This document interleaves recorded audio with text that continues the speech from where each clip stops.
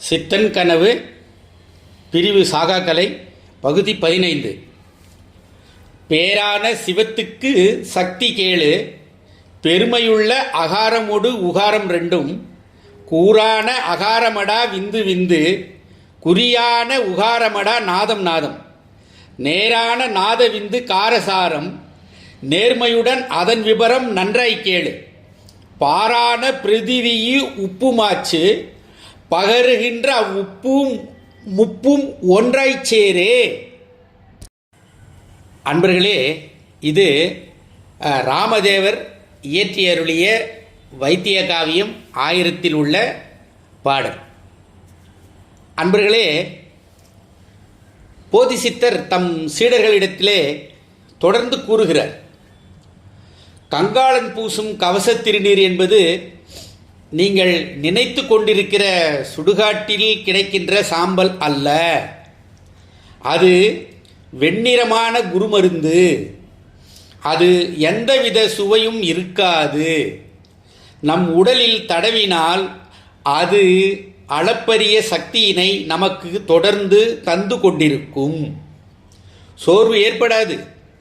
உணவு உண்ணும் எண்ணம் கூட தோன்றாது. நெருப்பு அதை சுடாது. உங்களுக்கு குருமருந்தாகிய முப்பு கிடைக்கவில்லை என்றால் சாலக்கிராம கல்லை கொண்டு வந்து ஜெயநீரில் கரைத்து சூடேற்றி மேல் நோக்கி எழும் ஆவி போன்றதை தட்டு போன்ற மூடியை கொண்டு பிடித்தால் அதில் விழுந்து ஒட்டி இருக்கின்ற பொருளை கொண்டு கூட குருமருந்து செய்யலாம். திருவரங்க பெருமான் சாலக்கிராம கல்லில் சித்தர் பெருமக்களால் உருவாக்கப்பட்டவர் என்பது பலருக்கும் தெரிந்திருக்கும் அல்லவா? அதை நினைவில் கொள்ளுங்கள். சாலக்கிராம கல்லை வைத்திருக்கும் அன்பர்கள் குறைந்தபட்சம் அவ்விரைச்சக்திக்கு பாலாபிஷேகம் செய்து அல்லது பாலில் ஊற வைத்து இறைவனை நினைந்து பயன்படுத்தினால் பல வகை நோய்கள் தீர்ந்துவிடும். சரி, நல்லது.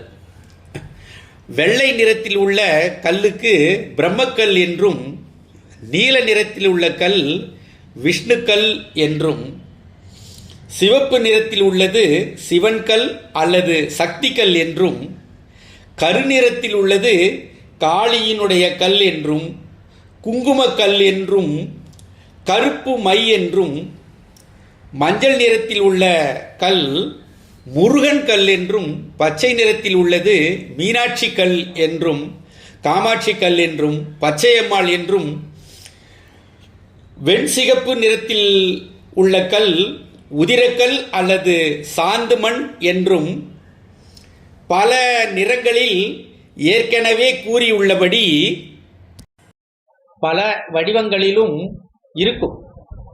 அதாவது நீர், வாயு, மண், சில இடங்களில் நெருப்பாகவும் கூட இருக்கும்.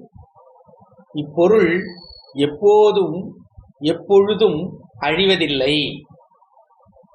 எப்போதும் இது கன்னியாகவே இருக்கும். அதனால் இது புதியது போலவே இருப்பதால் நேற்று, இன்று, நாளை என்கிற 3 காலத்திலும் உள்ள பொருள் என்பதால் இதற்கு நவம் என்றும் பெயர் உண்டு.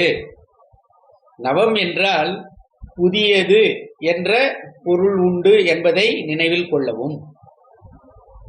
நவம் என்றால் 9 என்ற பொருளும் உண்டு.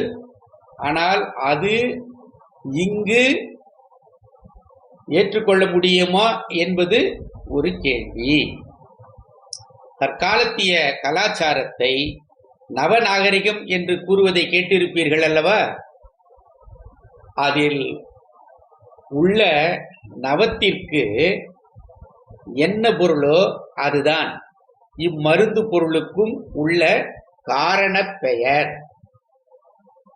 சுடுகாட்டு சாம்பலில் இது சிறிதளவு மட்டுமே உள்ளது என்பதை நினைவில் கொள்ளுங்கள்.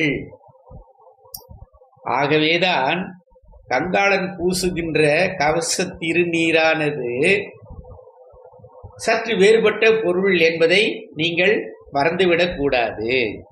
சரி, புதன்கிழமை பிறந்தவர்களினுடைய ஆற்றல் விளங்கும் நேரம் கூறுகிறேன், கேளுங்கள்.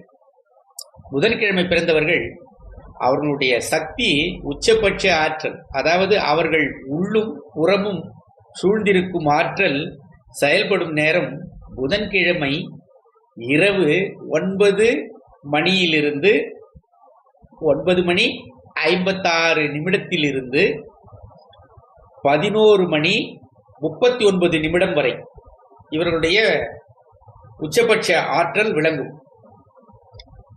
அதைவிட சற்று சக்தி குறைந்த பொதுவாக அல்லது சமத்துவ ஆற்றல் வெளிப்படும் நேரம் என்பது புதன்கிழமை மாலை 4 மணி 48 நிமிடத்திலிருந்து 6 மணி 31 நிமிடம் வரை இருக்கும். இதை கவனத்தில் கொண்டு அன்பர்கள் பயனடையலாம். தொடரும்.